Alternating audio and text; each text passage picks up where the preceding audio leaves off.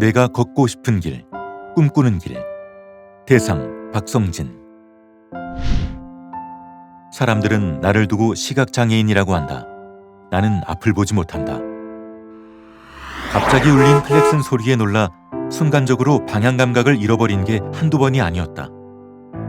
최근 들어 친환경 자동차가 늘면서 그 비율은 부쩍 늘었다.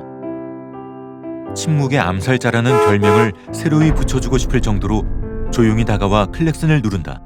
최근 교통안전 관련 교육을 받았다. 강의를 하던 초청 강사는 최근 들어 속도 위반 건수가 부쩍 늘었다고 했다. 그중 하나가 얼마 안 되는 과태료 때문이라고도 했다. 정확히 말하면 얼마 안 되는 과태료쯤 그냥 내고 만다는 식의 인식이 더 큰 문제라고 했다.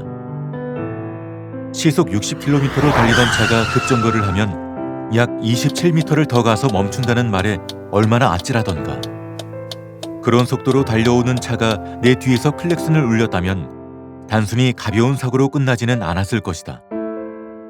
교통사고는 아무리 좋게 포장한다고 해도 가해자나 피해자 모두가 불행할 수밖에 없는 일이다. 서로가 불행할 수밖에 없는 일이라면 서로가 행복할 수 있는 일도 있을 거라 생각한다. 길을 걷는 사람이나 차를 모는 사람 등 모든 사람들이 안전수칙을 준수했을 때가 그런 경우라 할 수 있다. 보행자는 길을 건널 때마다 주변에 차가 오는지 오지 않는지를 잘 확인해야 하고, 운전자는 저속 운행을 하면서 보행자가 주변에 있는지 없는지를 잘 둘러봐야 한다. 신호를 잘 지키는 것은 두말할 나위 없는 일이고, 횡단보도가 있는 길은 가급적 무단 횡단을 하지 않도록 주의해야 한다. 누구나 잘 알지만 모두가 지키기 어려운 것이 교통안전수칙이 아닐까 싶다. 최근 시행된 안전속도 5030 또한 시각장애인들이 좀 더 안전하게 보행할 수 있는 환경이 갖춰질 것으로 기대된다. 물론 이러한 부분은 시각장애인뿐만 아니라 비시각장애인들에게도 마찬가지로 적용된다. 길은 자동차의 공간이 아니라 이편에서 저편으로 건너가는 사람들의 공간임을 늘 기억해야 한다. 차가 아닌 사람이 중심인 길을 마음껏 걸어보고 싶다. 걷는다는 것은. 최우수상 김보미. 누군가의 발이 내 등을 밟았다. 진해 괴물이라고 나를 놀리던 남자아이였다. 진해 밟기라는 놀이가 유행하고부터는 날마다 이마가 찢어지거나 코피를 흘렸다. 무언가 골똘히 생각하시던 어머니는 집을 저당 잡혀 나를 수술시키기로 결심하셨다. 인접한 도시의 대학병원에서 총 7번의 대수술을 받았다. 마침내 나는 걷게 되었다.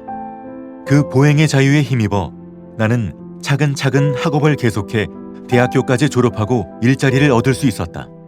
그러던 어느 날 회사를 목전에 두고 횡단보도를 건널 때였다.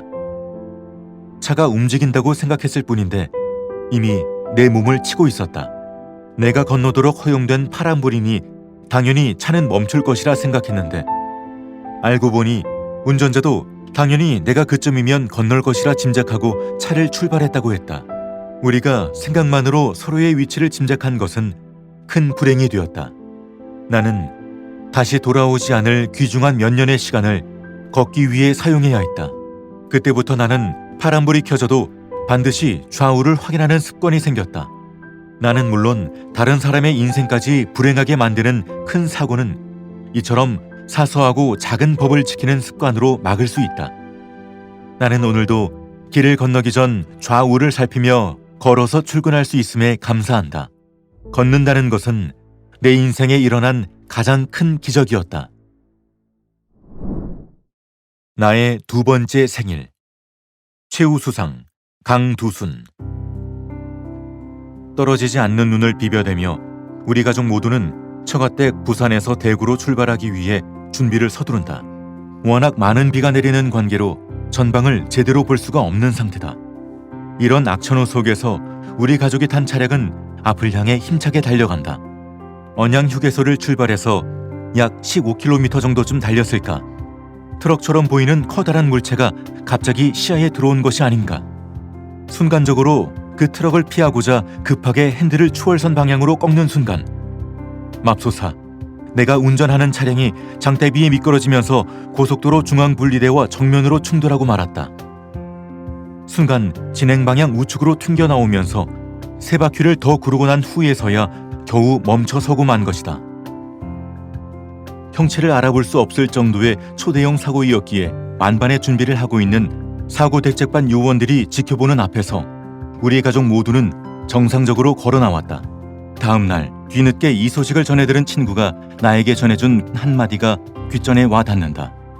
이런 천재지변 속에 일가족 4명 모두가 무사하게 살아났으니 얼마나 큰 축하를 해야 할지 모를 일이다. 다시 태어난 오늘을 기념하기 위한 차원에서 내 친구 강두순 과장의 2번째 생일은 바로 오늘이다.